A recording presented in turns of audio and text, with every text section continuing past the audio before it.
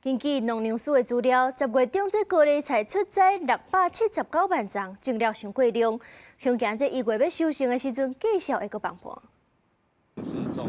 产地全拢是大粒青翠的高丽菜，菜农请工人甲大型车辆准备采收，刷落来要继续保证油栽。又毋过根据农粮署有警自信，10月中旬高丽菜出苗量达到679万丛，呈现超前的紫色灯号，也比往3年同期增加19%拍到10月下旬，也是红色灯号。农粮署有警高丽菜可能因为超前，继续会落。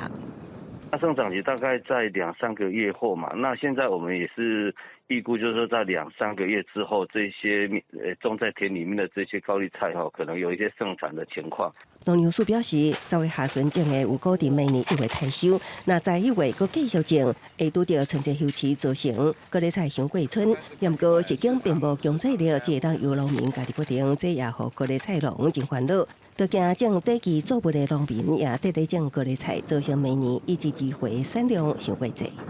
因为我们排程已经要种了，就也没有办法说就超种就不种，因为我们农地也都是承租的不种的话租金一样要缴。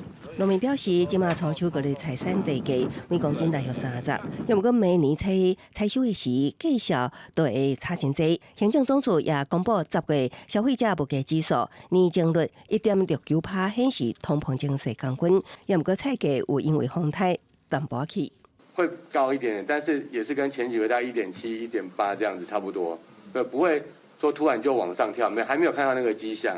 那当然 CPI 整体 CPI 涨幅可能会稍微扩大多一点点，主要是因为再加上那个天候的影响。主计总处表示，消费者物价指数比9月降0.13个百分点，若是连续2个月降到2%以下，搁较创3年7个月的上佳纪录。也毋过，食外口的费用甲税厝的钱继续起，显示食外口的人甲税厝的人压力也是真大。记者综合报道。